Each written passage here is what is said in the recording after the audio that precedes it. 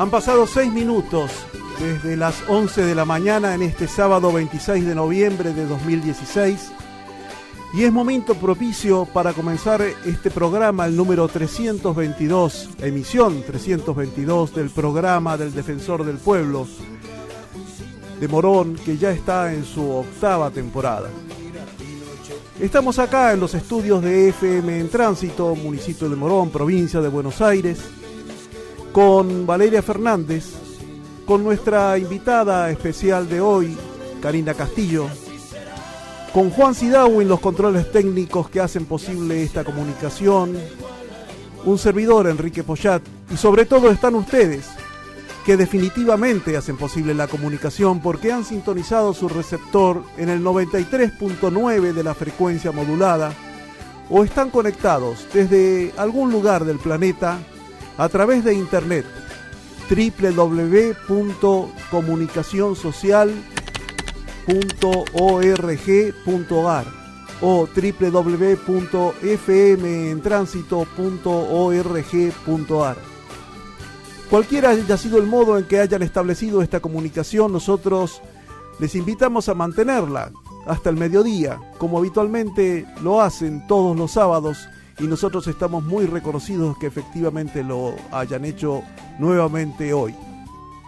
Hoy no nos acompaña por un problema, una situación familiar, el defensor del pueblo, Abraham Gack, le mandamos un saludo muy especial. Y entonces vamos a comenzar, luego de una breve pausa, con la entrevista a nuestra invitada especial de hoy, Karina Castillo. Y regresamos a el programa 322 de este sábado 26 de noviembre y como bien presentaba Enrique Poyat, estamos con Karina Castillo, que es la presidenta y fundadora de esta asociación que se llama APEMU, que es una asociación para personas con multidiscapacidad, que ahora nos va a contar un poco, después de los buen día, Karina. Buen día, Valeria. Un poquito de cómo comienza, ¿no?, esta idea de esta fundación, un poco por tu historia familiar, pero contanos un poquito cómo comienza esta asociación. Bueno, primero gracias por la invitación y bueno, te cuento un poquito. Yo soy mamá de Melanie. Melanie hoy es una adolescente que tiene 17 años, con todo lo que implica la adolescencia, y ella tiene discapacidad múltiple, es sordo-ciega, además tiene parálisis cerebral y tiene una discapacidad intelectual, tiene todas las discapacidades. Y cuando Melanie egresa de estimulación temprana, que hizo en la escuela 505 de Merlo, no había escuelas donde aceptaran a mi hija, porque en la escuela de ciegos de Merlo nos dijeron acá no puede seguir porque es motora. Claro. Fuimos a la escuela de motores, acá no porque es sorda, a la escuela de sordos, acá no porque es ciega, así que no tenía escuelas donde ir. Viste que en la Argentina vos estudiás para sordo, para ciego, para intelectual o para motor, pero si tenés todas las discapacidades como tiene Melanie, no tenías escuela donde ir. Bueno, hemos andado mucho para lograr que Melanie esté escolarizada y se logró escolarizar en la escuela 505 de Moreno, donde la atienden en un servicio de discapacidad múltiple. Y esto que le pasaba a Melanie, también le pasaba a todos los otros papás con hijos como Melanie. Claro. Y hicimos una guía de leyes, porque los papás a veces no sabemos cuáles son los derechos de nuestros hijos, y empezamos a hacer auditorías, que viajamos mucho por todo el país, y nos dimos cuenta que no solamente no se sabía de leyes, sino que tampoco se sabía nada de discapacidad múltiple. Y ahí es donde dijimos la unión hace la fuerza y empezamos a juntarnos con otros papás y creamos la asociación. En realidad, el objetivo de la asociación es que las personas con discapacidad múltiple y sordoceguera tengan una buena calidad de vida, una buena educación, que tengan una buena atención en salud y sobre todo que tengan dignidad. Y los mismos derechos ciudadanos que tiene cualquier otro, ¿no?, para una persona que habite en nuestro país. Tal cual. Yo de leyes, acá está Enrique, que por supuesto es doctor en abogacía y puede hablar más del tema, no sé si va, pero digo, más allá de, ¿había una ley que exigiera que eso, que cubriera esta escuela, o fue algo que se creó luego? En realidad, la discapacidad múltiple y la sordoceguera no están reconocidos en la República Argentina. Nosotros presentamos un proyecto de ley donde sean reconocidos porque si vos no estás reconocidos, no existís. Claro. Así que ya tiene media sanción en el Senado, ahora va a ir a diputados. Lo que pedimos es el reconocimiento para esto. De la enfermedad. Digamos. En realidad sí, de la discapacidad. O de la discapacidad. De la discapacidad. Porque en realidad vos tenés discapacidad múltiple cuando tenés 2 o más discapacidades. Claro. Tenés problemas en la comunicación para comunicarte con un otro y necesitas apoyos extensivos toda la vida. Y sos sordo ciego cuando tenés, digamos, limitaciones en la parte auditiva y visual, que son los sensores, ¿sí? Lo que es sensorio. Cuando no tenés que ser sordo total o ciego total. Si vos tenés los dos con alguna alteración, con alguna disminución, sos sordo ciego. Que esto es lo que le pasa a Melanie. Claro. Por eso ella es sordo ciega, porque es disminuida visual, disminuida auditiva, tiene su parálisis cerebral y además tiene un compromiso intelectual, que el compromiso intelectual tiene que ver por la falta de experiencia. Claro. ¿Sí? De haberse integrado. En realidad por su parte motora, por no ver bien y no escuchar bien. Eso también te trae a veces otras consecuencias y esa es su discapacidad intelectual. Yo quería ir también un poco a esto. ¿Vos notaste, digamos, qué cambios notaste desde el momento de que ya lograste la escolaridad de Melanie? ¿Cuál fue ese cambio desde lo social, desde lo intelectual, desde todos los ámbitos? En realidad, Melanie está bárbara. Hoy está de novio, con 17 años, le da pico al novio. Así que nosotros decimos que su estimulación visual le sirvió para ver la boca de Francesco, porque él no le da el beso en el ojo ni en la mejilla, se lo da en la boca. Para eso ve muy bien. Bien adolescente también. Bien adolescente. Nosotros nos comunicamos con ella en lengua de señas por contacto, que es la lengua de señas pero en su cuerpo. Y todo esto lo aprendimos en la escuela. Digo, mira, yo estudié ingeniería civil. Te podés imaginar que de lo que es discapacidad, lejísimos. En la Universidad de Morón estudié. Y para cuando uno estudia estas carreras, nosotros somos muy estructurados, por eso seguís esas carreras, donde 1 más 1 es 2, si no se te cae un edificio. Y cuando llegó mi hija a mi vida, a mí se me cayó el edificio. No fue fácil. No es fácil tener un hijo con discapacidad, porque uno no espera un hijo con discapacidad.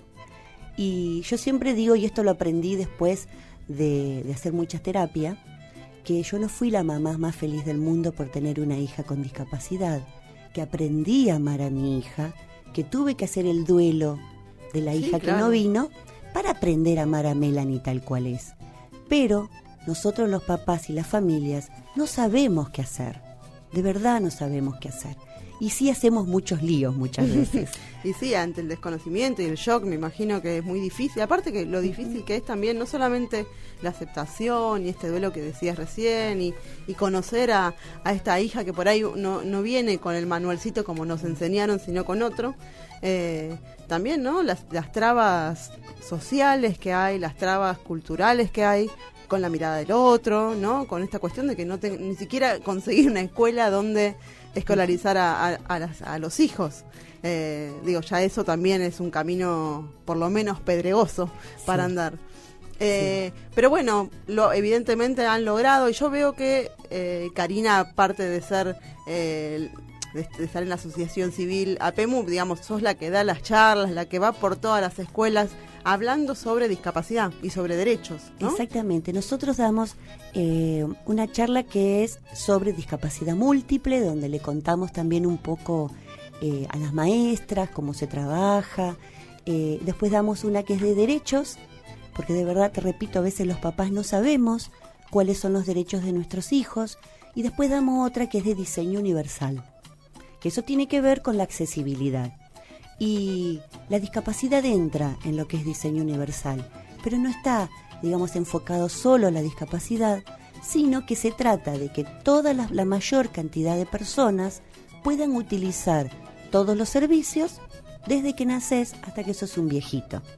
Desde que vos estás en un cochecito, la rampa no sirve solo para la discapacidad, no, claro. ¿Sí? Entonces cuando vos sos bebé y estás en un cochecito, tenés que poder circular. Y cuando sos viejito y vas con un bastón, también tenés que poder circular. De eso se trata el diseño universal. Y andamos por muchos lados. Y esto está, digamos, pensado también en la construcción de nuevas leyes, de nuevos cambios en, digamos, en las políticas públicas. ¿Cómo lo trasladan, digamos, al Estado? En realidad las leyes de Argentina son espectaculares, no se cumplen. Ese es el problema que tenemos. El tema es, las leyes están, tenemos la convención que tiene rango constitucional, así que... ¿La convención cuál? La Convención de las Personas con Discapacidad, es una convención internacional. Perfecto.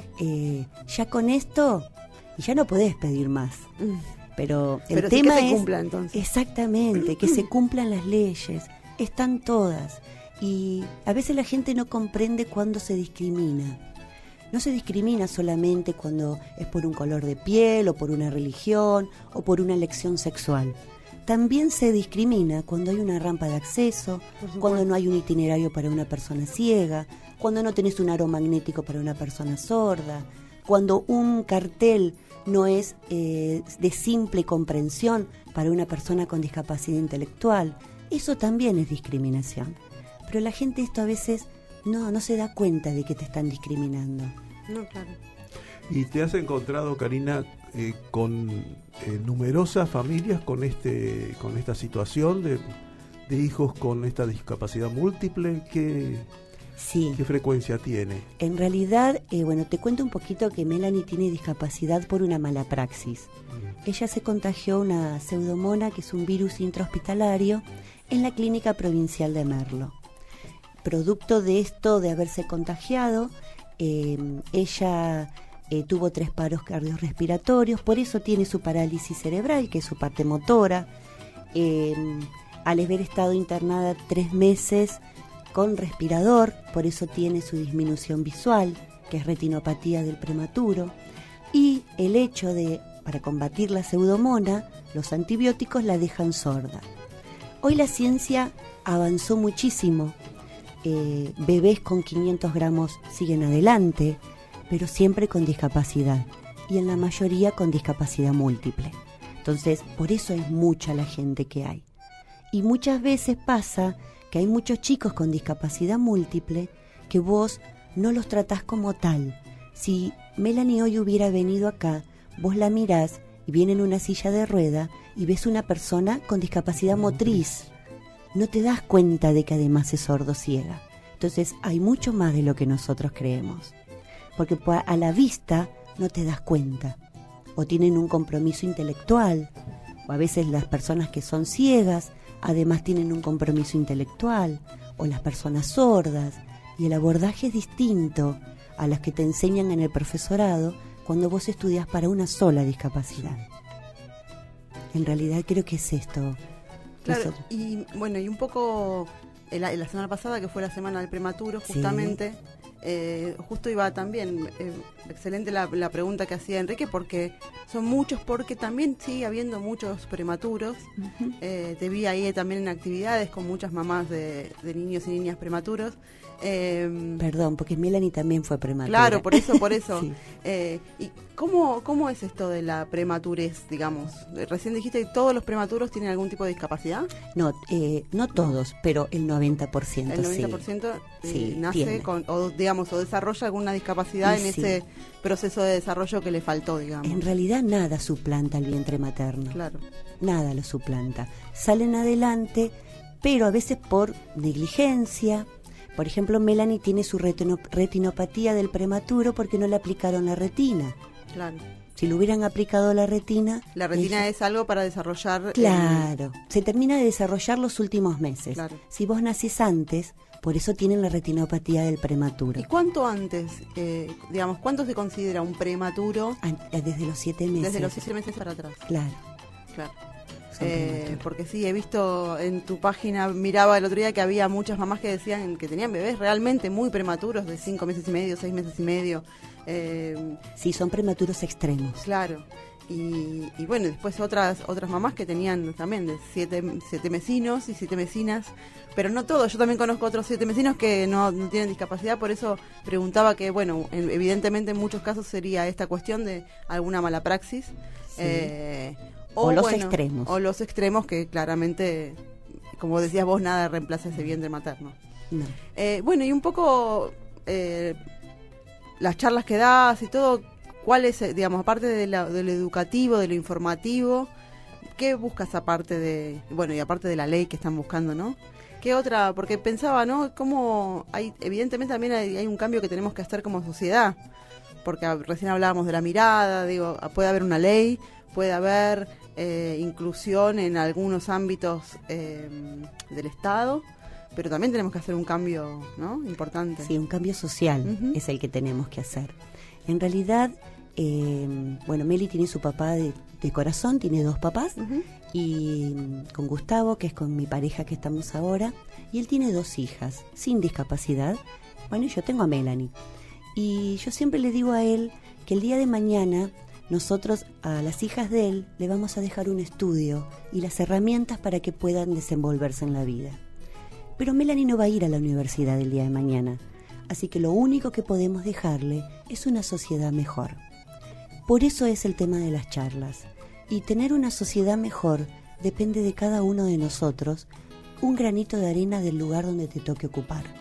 Entonces, cada vez que nosotros vamos a dar las charlas, que nunca cobramos nada, y cada tanque de gasoil que nosotros le cargamos a la camioneta es la universidad de mi hija el día de mañana.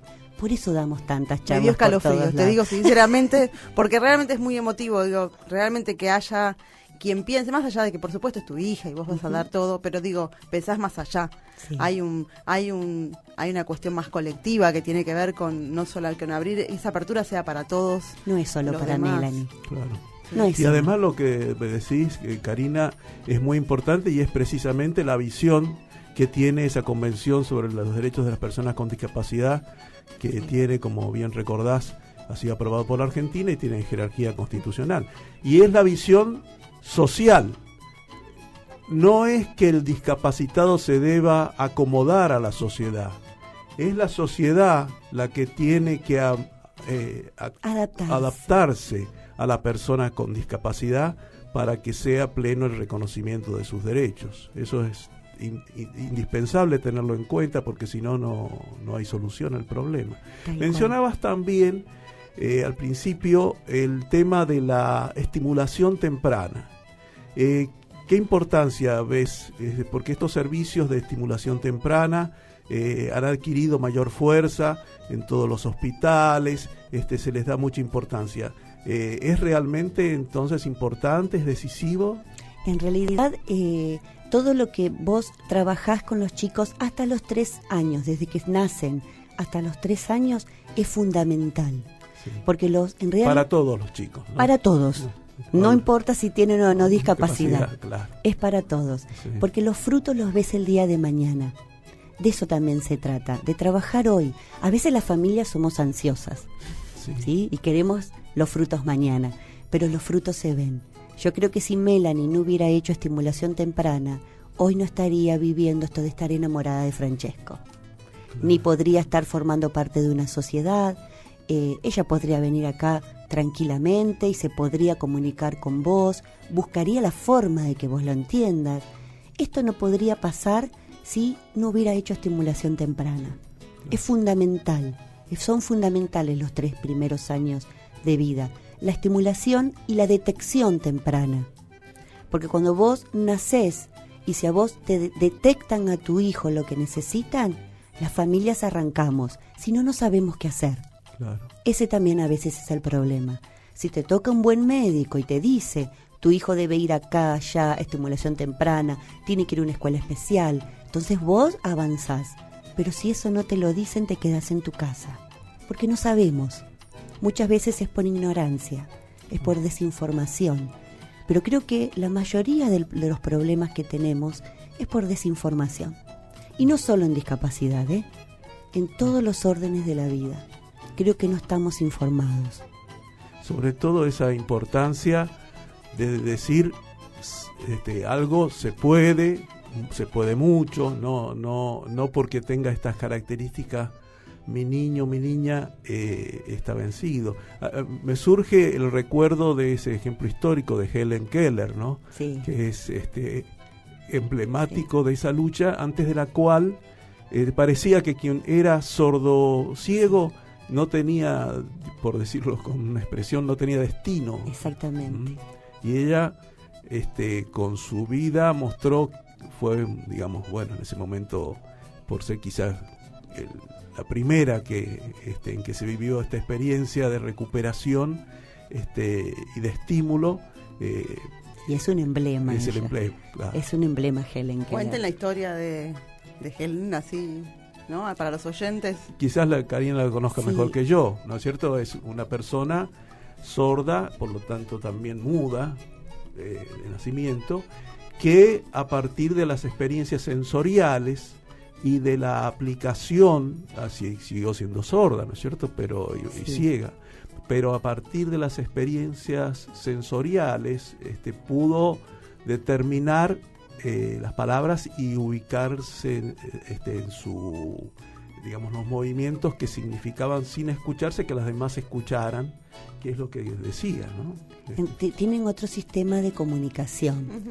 En realidad a veces colocando la mano, que eso se llama tadoma, colocando su mano en la boca de la otra persona, y si la otra persona habla, ellos pueden saber qué es lo que Claro. está diciendo. Claro. Es Por las increíble. vibraciones y... Sí, es La increíble. sensación del agua en la mano de Del agua, Heller, sí. y la pronunciación en el otro de que eso se ubicaba de tal manera. Claro. Y, bueno, Es increíble. Es impresionante. maravilloso lo que puede hacer un ser humano. Sí, sí, Es sí. maravilloso, de verdad. Y maravilloso también ver que incluso una persona con multidiscapacidad supera ampliamente las expectativas familiares, pero sobre todo de los médicos, que muchas veces tienen... Ahí quería ir también un poquito para terminar esto con el tema de la salud, ¿no? Porque hablábamos de las leyes, hablábamos de la escolaridad, y la salud, vos hablaste de una mala praxis, pero fundamentalmente saber si una obra social o una prepaga cubre, por ejemplo, esta estimulación temprana. Por supuesto, primero tiene que haber una detección temprana, pero después si cubre, cómo es, o tiene que ser algo que uno como papá o mamá busque por el sector privado. En realidad las obras sociales tienen la obligación de cubrir el 100% de todo lo que necesite una persona con discapacidad, siempre y cuando tenga el certificado de discapacidad. Porque en realidad el certificado es como el DNI. Claro. Si vos no tenés certificado de discapacidad, no sos persona con discapacidad. De verdad es como no tener el DNI. Una vez que vos tenés el certificado, la obra social tiene la obligación de la cobertura del 100%. El tema es que a veces las obras sociales miran para otro lado. Pero bueno, tenés maneras. Recursos de amparo, la convención, La discriminación. Defensoría del Pueblo de Morón. También. Sí, claro, tenemos un área de salud que se Sí. dedica en muchos casos a administrativamente intentar resolver estas demoras u omisiones de las Sí. obras sociales o prepagas. Sí, que se hacen los distraídos. Sí. Claro. Se Porque hay que recordar además que no es un peso que caiga sobre, digamos, exclusivamente sobre la obra Claro. social. Es decir, la obra social a su vez está reasegurada por un sistema de los programas, de un programa especial, se llama la APE, entonces, programas especiales, que depende del servicio, de la supervisión, del sistema de supervisión de salud, y que fortalece las capacidades de la obra social para que pueda cumplir con su misión. De tal Importante manera, esa información, ¿no? Que las obras sociales no son las que pagan el 100% de todos los No, tratamientos, no. sino que hay, como decía Enrique, un reaseguro ¿no? del Estado. El como Estado le devuelve claro, el dinero. como existe en todo sistema de seguros, es decir, Claro. una compañía de seguros a la vez se reasegura, hay un Instituto Nacional de un Reseguro, es decir, la obra social, porque efectivamente hay tratamientos que son muy caros, que la sola obra social con sus recursos podría no sostener. Bueno, precisamente por esto hay este seguro que brinda el Estado para que, digamos, ya con un aporte incluso de parte de aquello que Del aportamos aporte. todos, Ujú. digamos, es decir, para que se universalice este sistema solidario y pueda atender las situaciones de aquellas personas que requieren mayor atención, pero que, como Karina lo ha recordado de manera tan especial en estos minutos, tienen los mismos derechos y tienen, digamos, es decir, se les debe brindar las mismas posibilidades, particularmente cuando esto es múltiple, porque esa ley de la que hablan ustedes, efectivamente, digamos, es decir, que procura centrar la mirada sobre que no solo estén atendidas las personas con discapacidad, sino fundamentalmente y de manera especial las personas con múltiple discapacidad, ¿no? Tal cual. En realidad, lo que nosotros buscamos es que las maestras sean capacitadas, ¿sí? Claro. Entonces, a partir del año que viene van a hacer como una diplomatura en discapacidad múltiple. En la salud, porque tampoco saben qué hacer. Claro. Y si vos no estás reconocido, de verdad no existís. Y si no existís, no hay educación, no hay salud, no pueden participar en la sociedad. Es todo no porque no existís. Creo que de eso se trata el reconocimiento. Tal vez si vos lees el proyecto de ley, son 2 renglones, porque es reconocerlos nada más. Claro. Pero el reconocimiento es darle entidad. Es decir, acá estamos. Es decir, que existimos. Sí. Y no es poca cosa. No, por supuesto. Además, por eso mi pregunta era, esto, aún con los avances de la ciencia, afecta a numerosas personas. Sí. No es una persona aislada en el universo, son varias personas, y aunque fuera una, pero tal cual. Además hay que tenerlo en cuenta, por eso institucionalmente hay que atenderlo de la manera que corresponda, porque son varios de nuestros compatriotas que tienen viven esta situación y con la que debemos ser solidarios, ¿no?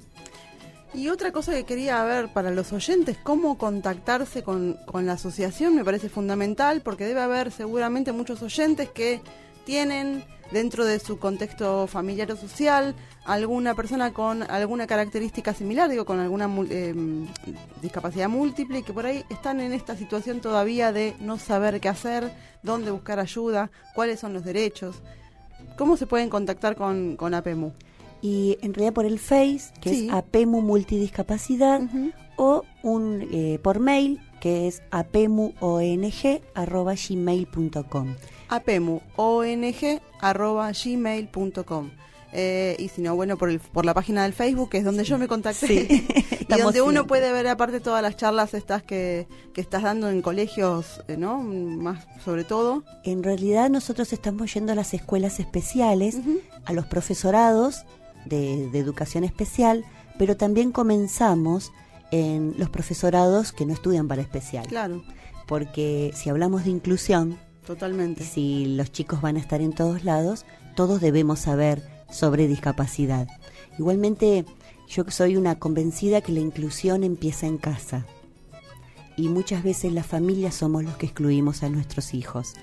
A veces porque no aceptamos, porque no podemos, pero la inclusión social, que es la que nosotros necesitamos, de verdad empieza cuando vos a tu hijo lo sacás a la vereda y dejás que él juegue con los amiguitos del barrio, con los amiguitos de la cuadra. Cuando vos llevas a tu hijo al cumpleaños de un primito. Y son cosas que vamos dejando de hacer. Y somos nosotros los que excluimos. Cuando vas a un kiosco y haces que el kiosquero se dirija a tu hijo y vos aprendés a correrte. Ahí empieza la inclusión. Sí que tenemos que tener una ciudad accesible, pero vos podés tener colectivos con pisos bajos, rampas en las esquinas, itinerarios para ciegos, la persona que está atrás de ese cartelito de informe que sepa señas cuando llega una persona sorda. Pero si las familias no hacemos esto de incluirlos en la sociedad, esa inclusión no va a llegar nunca. Vas a tener una ciudad accesible, pero no va a ser inclusiva. Bueno, y como vos decías, esto también es en muchos casos falta de información, por eso necesitamos también la difusión de todo este recorrido que han hecho las familias, que ya lo han pasado y que ya han podido lograr también más inclusión social primero en su contexto más pequeño, después porque también eso, ¿no?, da fuerzas para poder exigir a los otros que incluyan.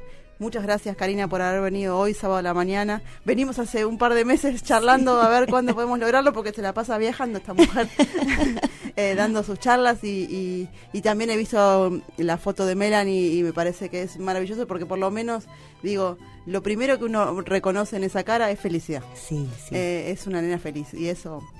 nena adolescente, que ya ya charlamos en el corte de lo difícil que es tener un adolescente hoy día. Así que muchas gracias por haber venido. No solamente, yo quería completar eso de gracias por venir, pero sobre todo gracias por tu mensaje y gracias por la actividad que realizan. Gracias por recordarnos que, digamos, es decir, la situación de Melanie y tantos hermanos nuestros, para que nosotros también estemos atentos a la inclusión, que recién lo mencionaste, la familia, pero también en la vida cotidiana de cada uno de nosotros, cuando nos encontramos con estas personas con alguna discapacidad o con varias, no los excluyamos no por mala voluntad, sino por ignorancia, por no darnos cuenta de que estamos frente a una persona con potencialidades, quizás no manifiestas, distintas. Tal cual. Y entonces sepamos actuar como corresponde frente a ellas. En realidad. Y volvemos a este programa de Defensor del Pueblo, como siempre en este tramo del programa tenemos la palabra y la columna de Enrique Pochat, esta vez intitulada Fidel. Anoche ha fallecido el líder revolucionario Fidel Castro a los 90 años de edad. Su muerte nos invita a reflexionar juntos sobre nuestra realidad latinoamericana, sobre el sentido de nuestra historia, sobre qué estamos convocados a construir como comunidad humana que realmente responda a la dignidad de los seres humanos y al respeto de la vida y del mundo que habitamos. Fidel Castro fue un revolucionario, cabeza visible de un grupo de revolucionarios que decidieron construir una nueva sociedad en la nación cubana. Eso fue hace más de 60 años. La primera determinación fue destituir el régimen corrupto existente en Cuba. Acción militar de civiles enfrentando al ejército del régimen de Batista el 26 de julio de 1953. Los revolucionarios intentaron tomar el cuartel Moncada en Santiago de Cuba, uno de los baluartes del ejército. No alcanzaron su objetivo y los sobrevivientes del intento fueron enviados a prisión. Luego de su liberación, continuaron la lucha como guerrilleros desde Sierra Maestra, uniendo esta lucha con la del pueblo que resistía en las ciudades de Cuba. En 1959 alcanzaron su objetivo de ascender al gobierno. Desde entonces, la historia de la Revolución Cubana es la historia de un pueblo que decide construir una nueva sociedad en su país y aportando a la construcción de una nueva sociedad en el mundo.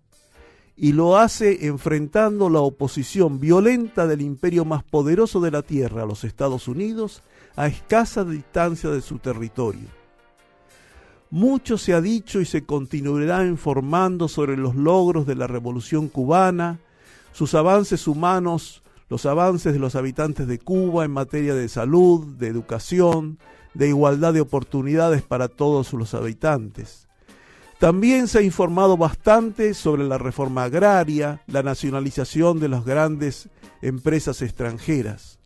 Menos se conoce y se ha difundido sobre la incidencia de Cuba en la emancipación de otros pueblos, en particular de los pueblos de África, sobre su participación decisiva para que esa emancipación de los regímenes coloniales fuera el comienzo de una nueva sociedad y no un pase de una dominación a otra.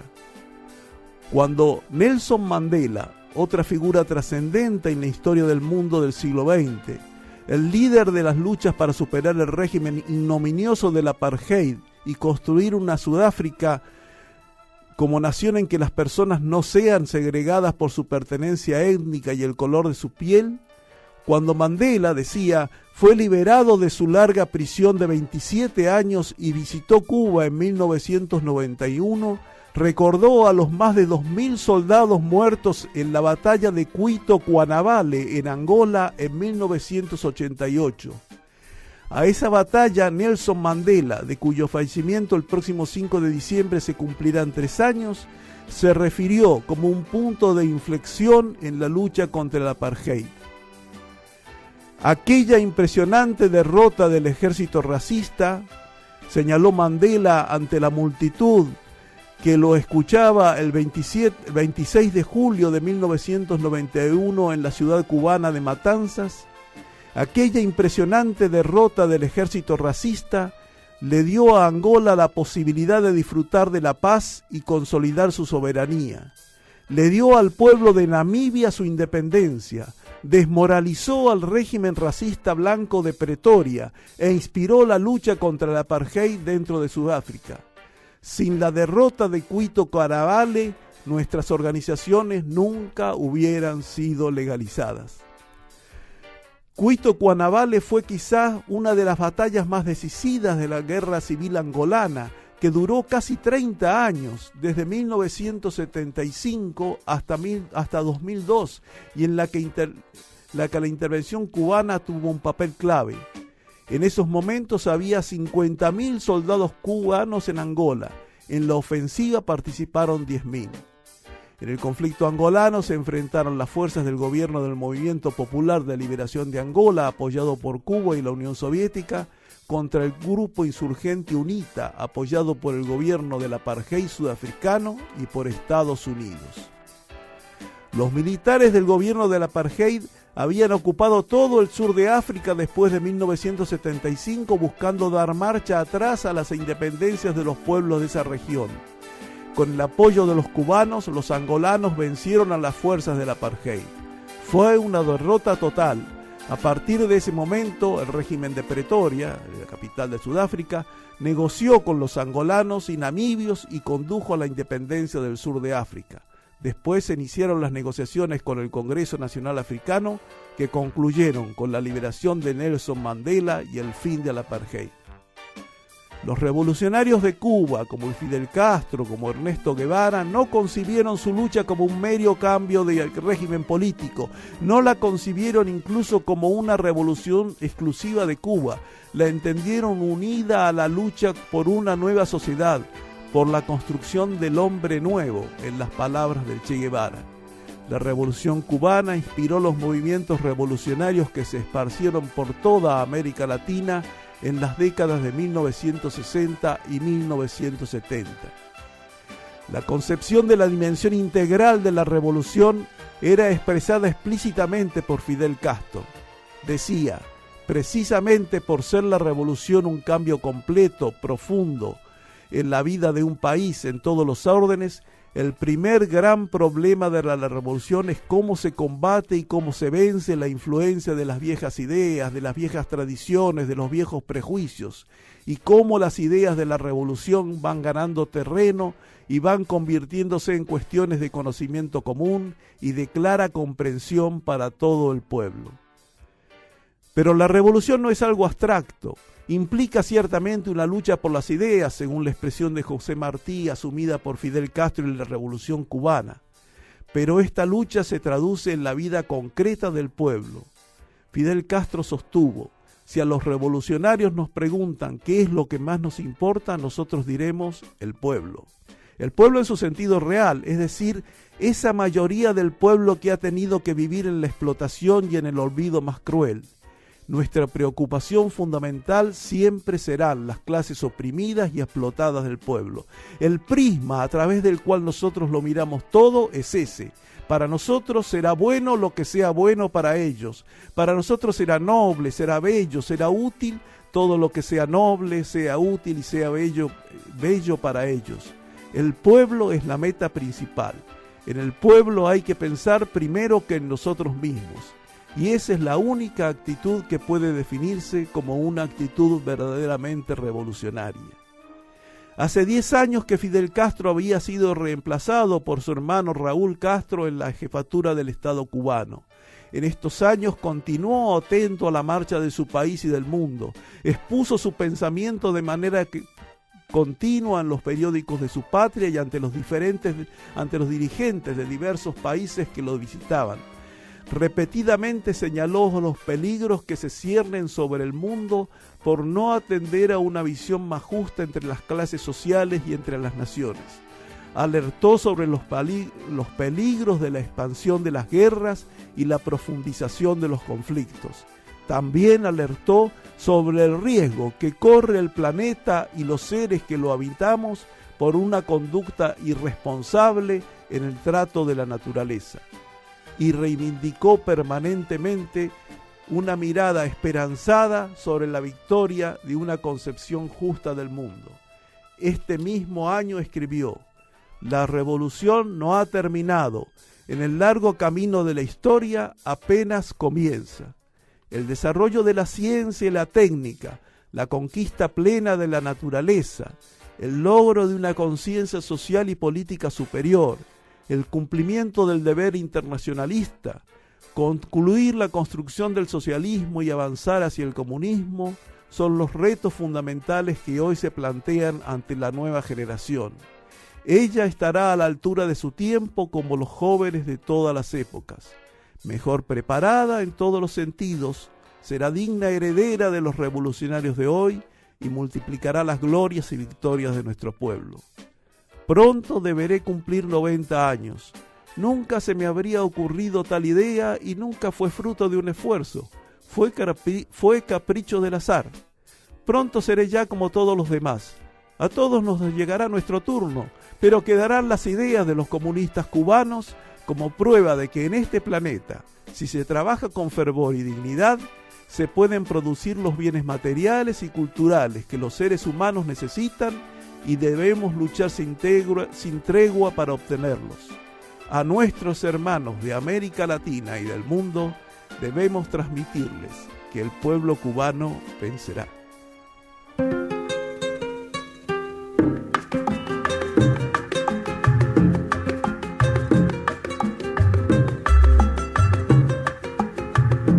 Aquí pensaban seguir ganando el 100% con casas de apartamentos y echar al pueblo a sufrir y seguir de modo cruel contra el pueblo conspirando para seguirlo explotando, y en eso llegó Fidel y se acabó la diversión. Llegó el comandante y mandó a parar y se acabó la diversión. Llegó el comandante y mandó a parar.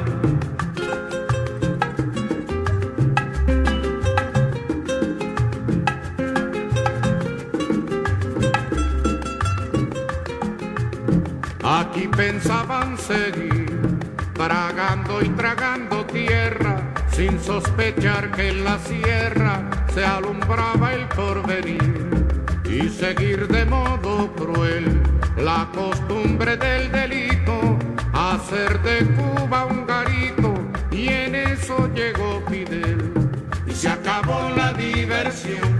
Llegó el comandante y mandó a parar y se acabó la diversión. Llegó el comandante y mandó a parar.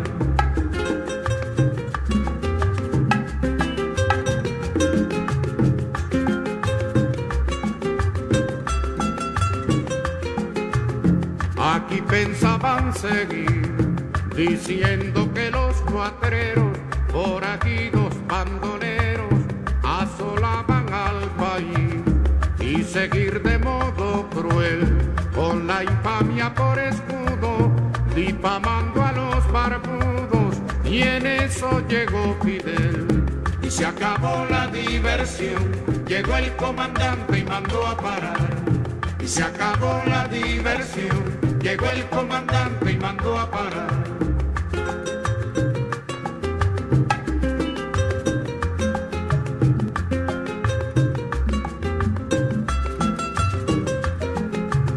Aquí pensaban seguir jugando a la democracia, y el pueblo que en su desgracia se acabara de morir, y seguir de modo cruel sin cuidarse ni la forma, con el robo como norma, y en eso llegó Fidel y se acabó la diversión.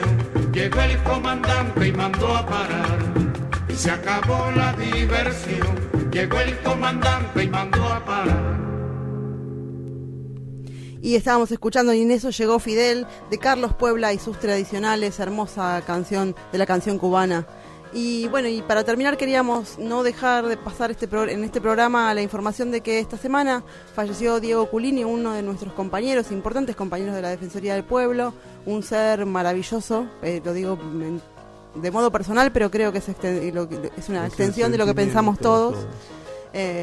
Diego era un compañero que hacía 5 años ya casi que trabajaba con nosotros, una persona solidaria, un gran trabajador, el primero que llegaba, el último que se iba siempre estaba dispuesto a colaborar, así que queremos brindarle nuestro homenaje a él en particular y también saludar a la familia y a los amigos. Sí, queremos saludar a la familia, como lo hemos hecho el día del velorio, enviarles nuestro recuerdo cariñoso y nuestra solidaridad en estos difíciles momentos que viven por la muerte de un joven. En realidad tuvo 37 años cuando tuvo una enfermedad que, digamos, tuvo este desenlace trágico, misterioso, digamos, pronto, ¿no? Así que, bueno, nuestro saludo y nuestro homenaje y nuestras condolencias para la familia, los amigos y nuestro recuerdo para Diego Culini. Y bueno, y para terminar nuestro programa, como siempre, alguna información queremos pasar sobre lo que sucede este fin de semana. El tiempo de acá, de las ventanitas, se ve como oscureciendo, pero bueno, esperemos que las actividades puedan seguirse. Mañana, el 27 de noviembre, a partir de las 20 horas, va a haber en el transformador de Aedo una peña para recaudar fondos para la autogestión de distintos espacios del transformador, como por ejemplo el espacio de agroecología, el mercado agroecológico, que ahora está abierto hasta las 2 de la tarde, como todos los sábados. Pero mañana habrá bandas, buffet casero, birra artesanal, dice acá, así que compartimos la información, y baile. Así que contamos, que el mercado agroecológico, como lo contamos todos los sábados, es un proyecto participativo junto a la comunidad que hace el transformador para hacer producción sin agrotóxicos, provenientes de economías solidarias y cooperativizadas. Se junta junto con los vecinos del barrio hace más de un año para hacer esta huerta. Está todos los sábados de 10 de la mañana a 14 horas y vende sus productos de almacén y frutas, verduras, hortalizas, pollos de campo, huevos, leche, yogur, harinas y granos. También se puede hacer el pedido en otro día de la semana y luego retirarlo los sábados y miércoles de 10 a 12 horas. Y bueno, también hablando del transformador, estamos siempre difundiendo que el viernes 2 de agosto se dará el festival... 2 de diciembre. Cualquier cosa leí. El 2 de diciembre se realizará el festival La Niñez No Se Ajusta.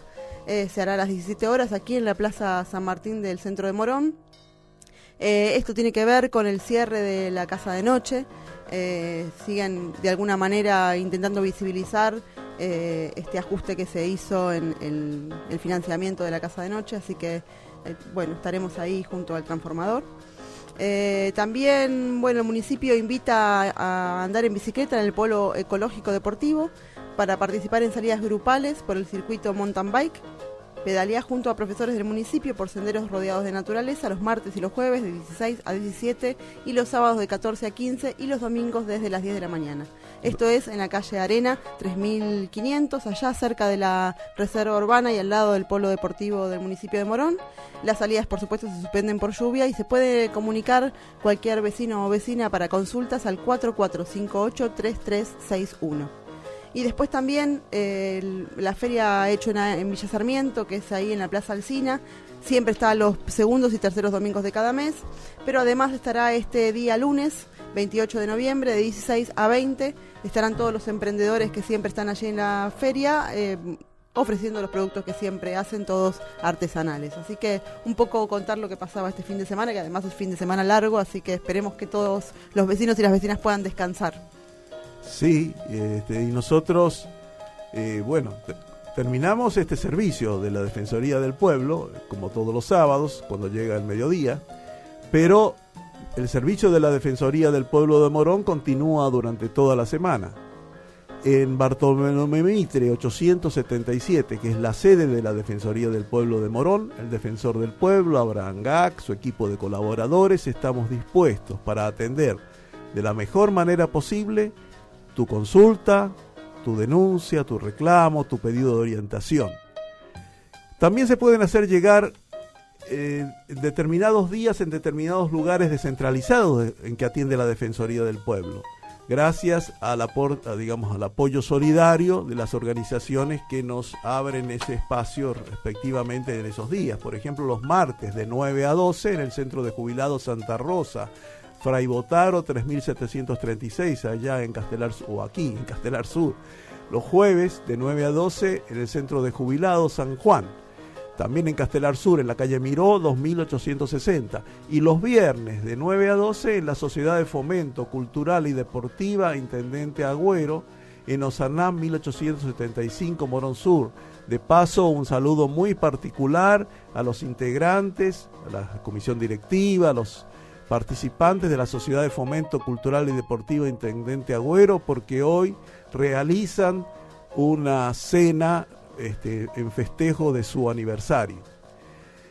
Y también los reclamos se pueden hacer llegar por correo electrónico, también los pedidos de orientación, las consultas, a través del correo electrónico, decía, a defensor@defensoriamoron.gov.ar, o dejarlos en el espacio que existe en la página del Defensor del Pueblo, en www.defensoriamoron.gov.ar, o a través del teléfono, a la línea gratuita del Defensor del Pueblo, 0800-666-0957.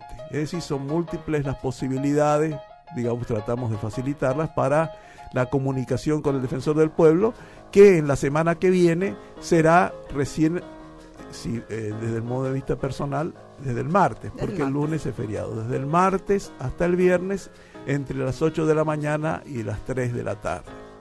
Nosotros estamos, decía, terminando esta audición, y lo hacemos como habitualmente lo hacemos toda la semana, con un deseo de que tengan un feliz momento de encuentro en la semana con sus seres queridos, con sus familiares, con sus compañeros, con sus amigos, que sean constructiva esa semana en el trabajo, en el estudio, en definitiva, en la tarea por la paz y la justicia.